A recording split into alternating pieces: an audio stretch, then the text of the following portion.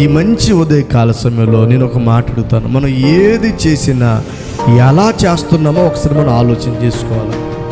నువ్వు హృదయపూర్వకంగా మనస్ఫూర్తిగా నువ్వు చేస్తున్నావా, ఏదో అన్నట్లుగా నువ్వు చేస్తున్నావా? చెయ్యాలి కాబట్టని మందిరానికి కూడా ఎలా రావాలంటే వచ్చేటప్పుడు ఎలా రావాలి? ప్రభువా నీ మందిరానికి వెళుతున్నానయ్యా, నాతో మాట్లాడను. హృదయపూర్వకంగా నువ్వు రాగలిగినప్పుడు, మనస్ఫూర్తిగా నువ్వు రాగలిగినప్పుడు నా దేవుడు తప్పకుండా ఆయన చేసిన నిబంధన నీ జీవితంలో ఏం చేస్తాడంటే నెరవేరుస్తాడు. ఎప్పుడంటే నువ్వు ఏది చేసినా, ప్రార్థన చేసినా, పాట పాడినా, పరిచర్య చేసినా, మందిరానికి వచ్చినా, ఇంటి దగ్గర ఉన్నా, నువ్వు ఎక్కడ ఉన్నా ఏది చేసినా ఆత్మీయ జీవితంలో నువ్వు హృదయపూర్వకంగా చేసినప్పుడు దేవుడు ఇలాగున నడిపిస్తాడు. ఒకవేళ మొట్టమొదటి చెప్పే మాట నీవు విశ్వసిస్తే ఎలా విశ్వసించాలంటే జరగని జరగకపోని, ఏదన్నా జరగని, ఏదన్నా ఎలాగనని నీ విశ్వాసం మాత్రం ఎలా ఉండాలంటే హృదయపూర్వకముగా. ముందుగా త్వరపడేది, తొందరపడేది ఎవరంటే ప్రార్థన చేసే విశ్వాసులే.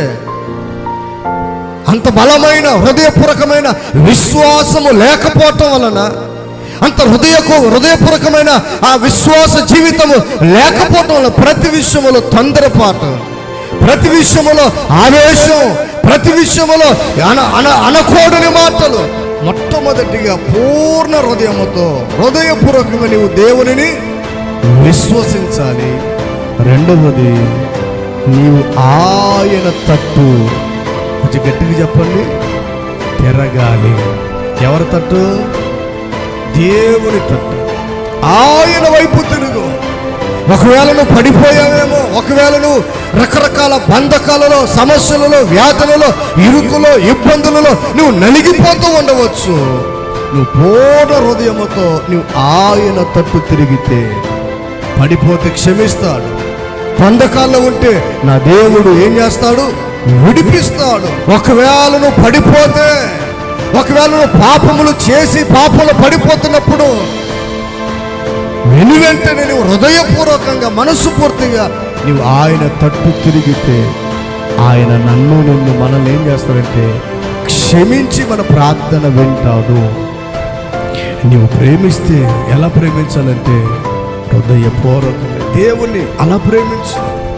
కష్టమైన కానీ కష్టాల్లో సంతోషంగా దేవుని గణపరిచే అనుభవం కావాలి. హల్లెలూయా.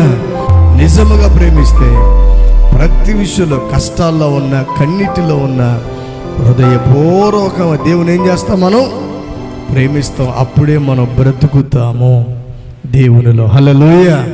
ఈ మూడు మాటలు మీరు సగ్రహించండి. దేవునికి ఎవరు కావాలంటే హృదయపూర్వకంగా ఏది చేసినా ఆయన అనుసరించే విషయమే, కానీ ఏ విషయమైనా ఆయనకి ఎవరు కావాలంటే హృదయపూర్వకంగా చేసేవారు, ఉండేవారు కావాలి. ఒకటి, దేనిలో హృదయపూర్వకంగా ఉండాలంటే విశ్వాసములో, విశ్వసించుటలో నువ్వు హృదయపూర్వకంగా విశ్వసించు.